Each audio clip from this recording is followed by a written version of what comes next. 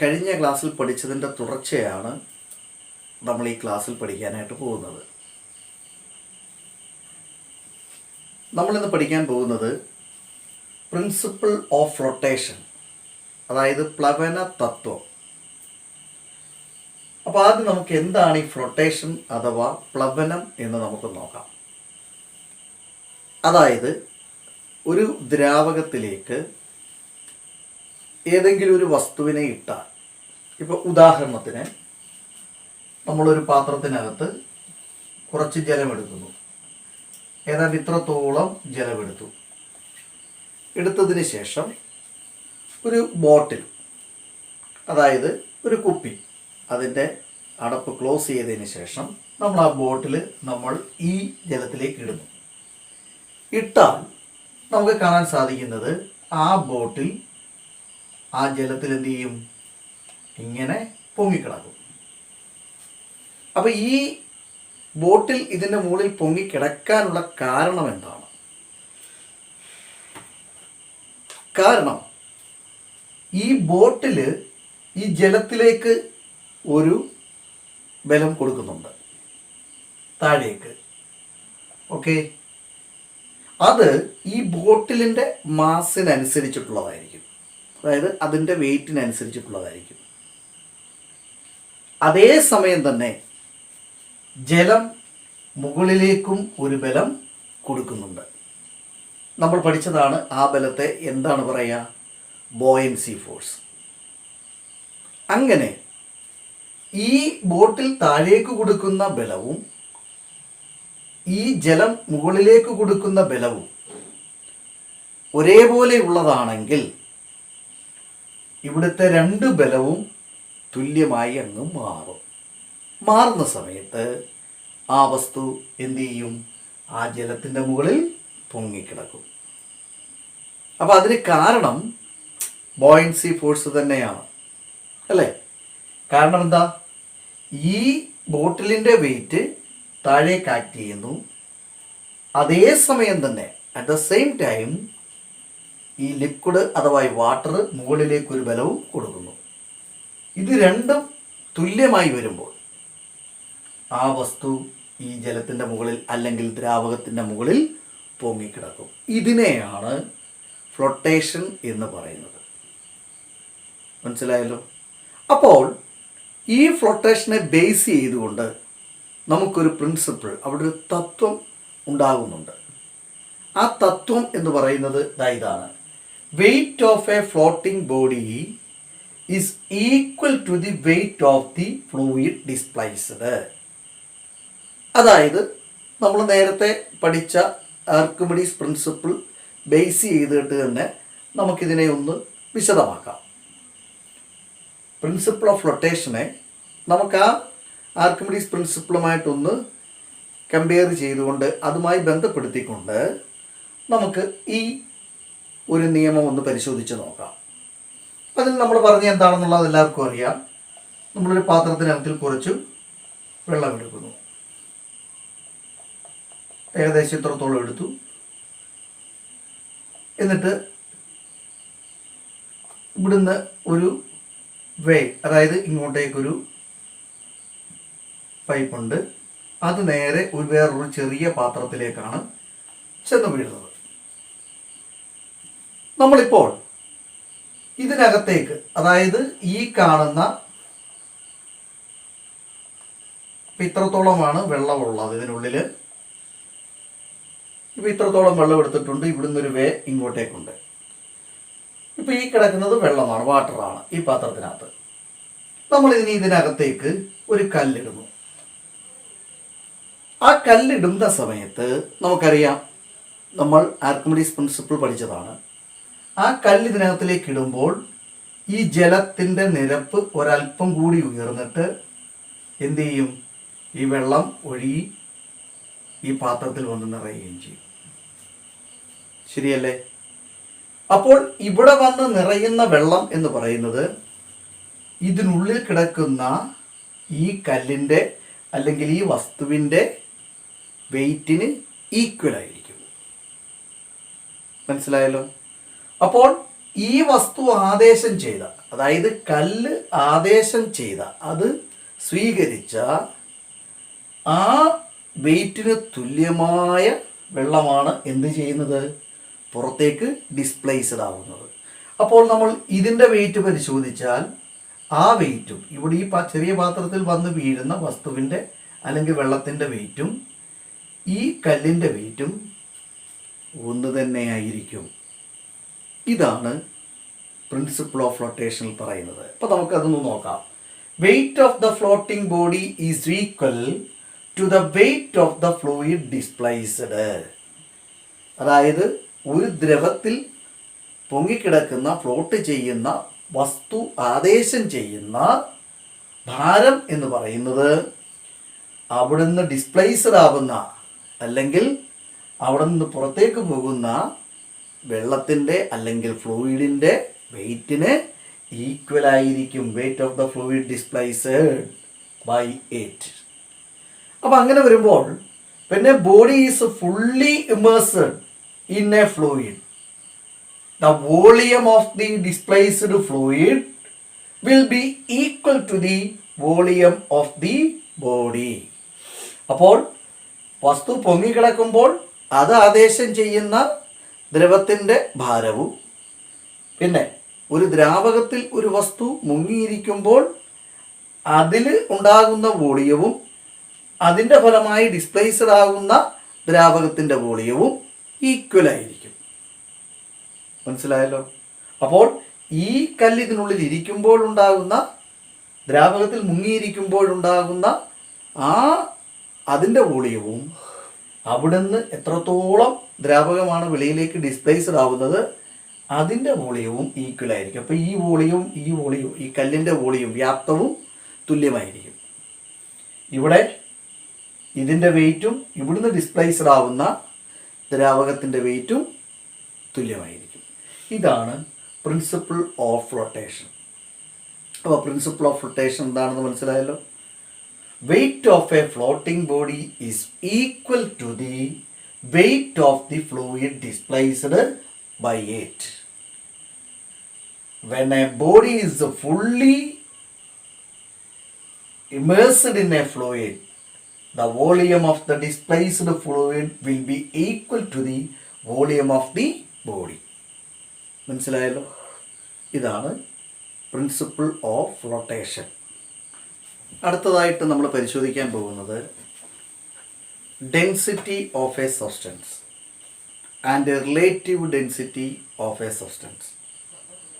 ഇപ്പം നമ്മൾ നേരത്തെ ക്ലാസ്സിൽ പഠിച്ചിട്ടുണ്ട് ബോയൻസി ഫോഴ്സ് ലിക്വിഡുകളുടെ ഡെൻസിറ്റിയെ ഡിപ്പെൻഡ് ചെയ്യുന്നു എന്നുള്ളത്. അപ്പം ഞാനന്ന് പറഞ്ഞിരുന്നു നമ്മൾ ഡെൻസിറ്റിയെക്കുറിച്ച് വിശദമായിട്ട് പിന്നീട് നമ്മൾ പഠിക്കുന്നുണ്ട്. അപ്പോൾ നമുക്കതിനെക്കുറിച്ച് വിശദമാക്കാവുന്നത്. അപ്പം നമ്മളിപ്പോൾ അതിലേക്കാണ് കടന്നിരിക്കുന്നത്.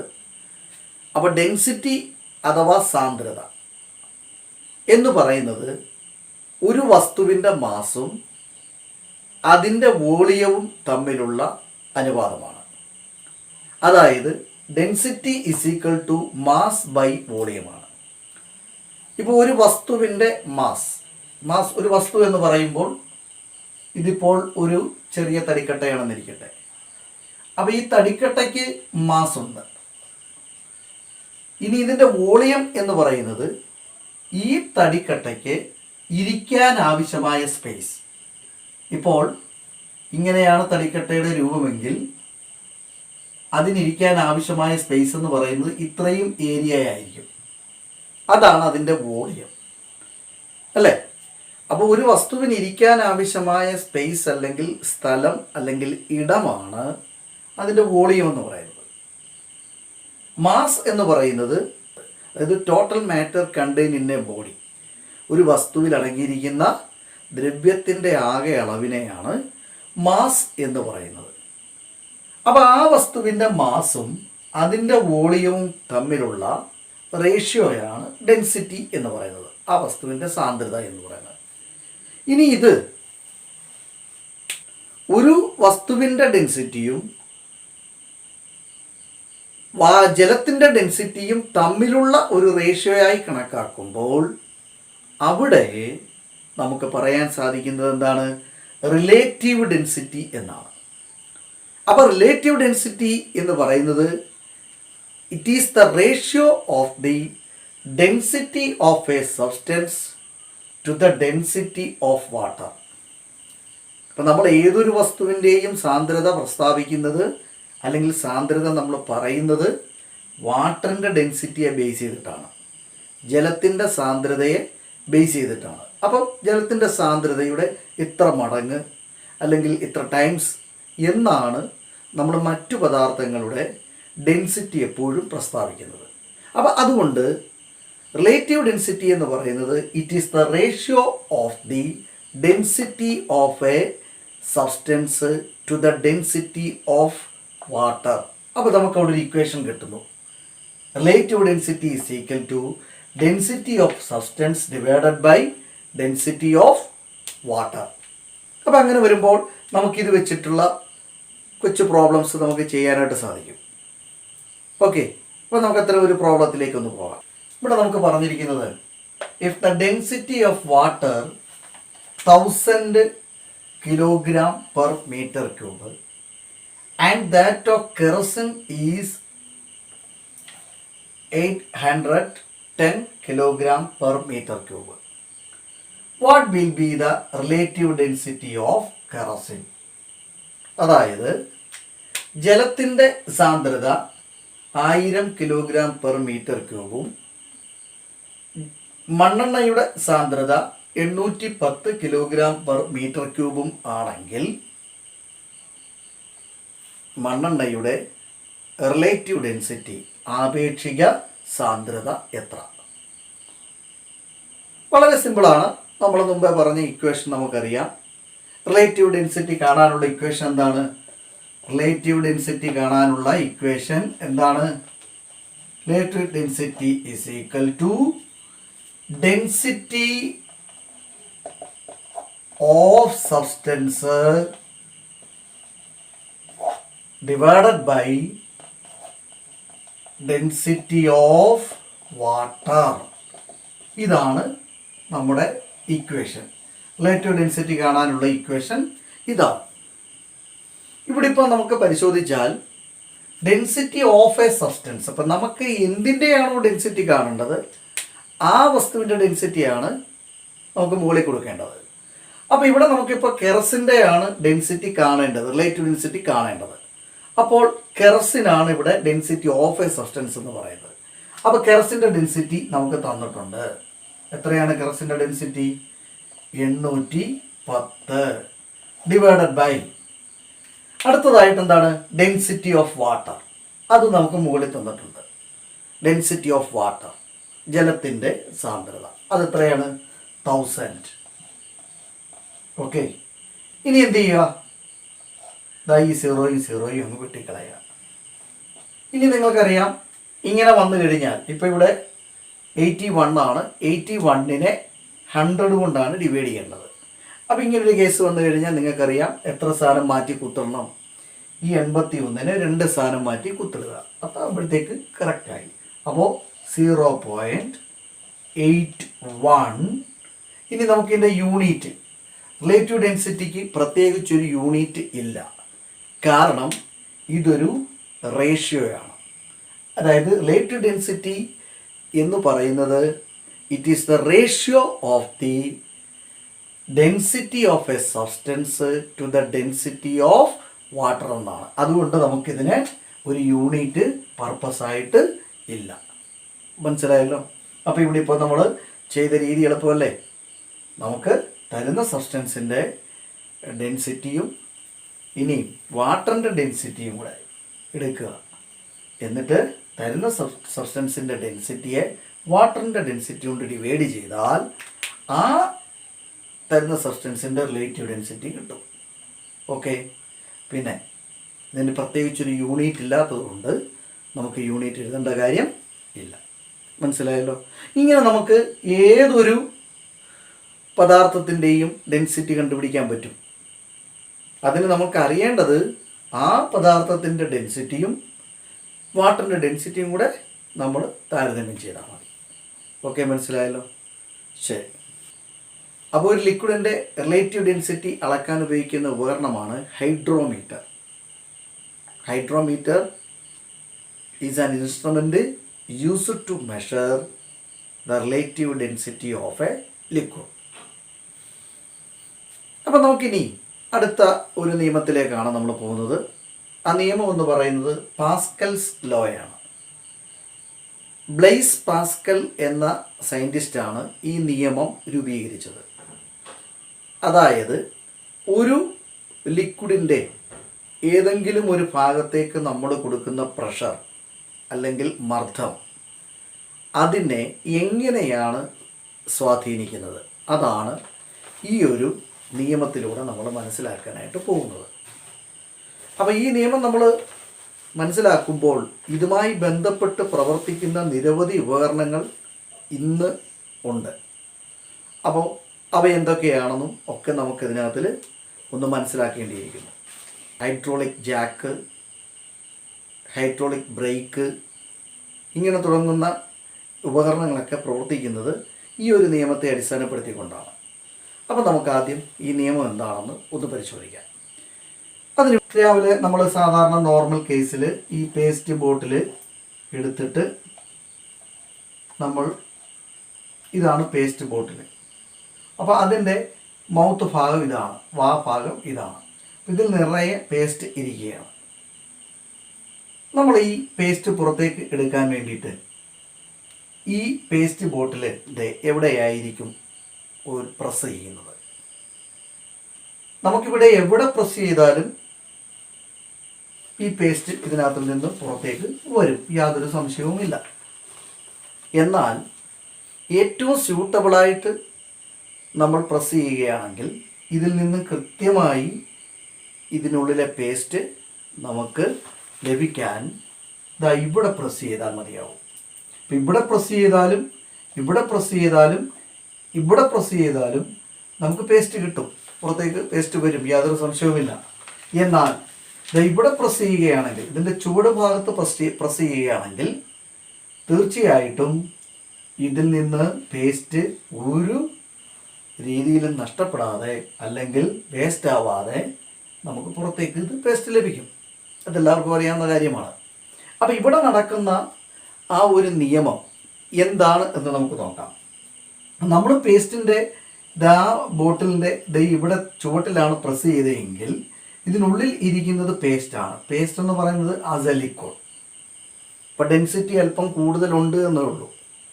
സാന്ദ്രത കൂടിയ ഒരു ലിക്വിഡാണ് പേസ്റ്റ് എന്ന് പറയുന്നത്. അപ്പം നമ്മൾ ഇവിടെ പ്രസ് ചെയ്ത് കഴിഞ്ഞാൽ നമ്മൾ ഇവിടെ കൊടുക്കുന്ന പ്രഷർ ഈ പേസ്റ്റിൻ്റെ എല്ലാ ഭാഗത്തേക്കും ഒരേപോലെ തന്നെ വ്യാപിക്കും. മനസ്സിലായല്ലോ? അപ്പോൾ നമ്മൾ ഇവിടെയാണ് പ്രസ് ചെയ്യുന്നത്, മീൻസ് നമ്മൾ ഇവിടെയാണ് പ്രഷർ കൊടുക്കുന്നത്. അപ്പോൾ ആ പ്രഷർ കൊടുക്കുമ്പോൾ അതിൻ്റെ കംപ്ലീറ്റ് പ്രഷറും ഇതിൻ്റെ എല്ലാ ഭാഗത്തേക്കും വ്യാപിക്കും. അപ്പോൾ എന്ത് സംഭവിക്കും?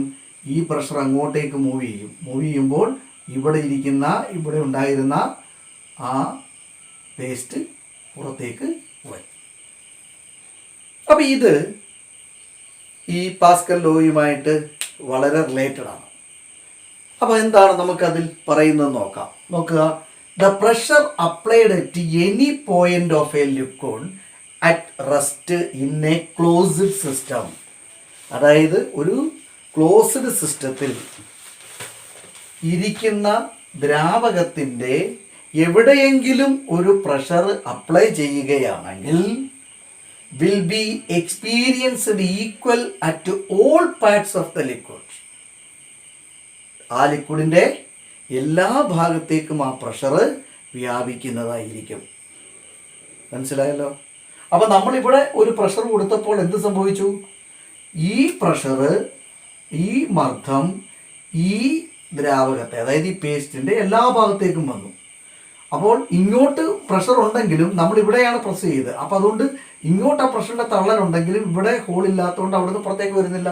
മറിച്ച് ഇവിടുന്ന് അങ്ങോട്ടേക്കാണ് എന്ത് ചെയ്യുന്നത്? ആ പ്രഷർ ഈക്വലായിട്ട് വ്യാപിക്കുകയും അങ്ങനെ ഇവിടെ നിന്ന് പേസ്റ്റ് പുറത്തേക്ക് വരികയും ചെയ്യും.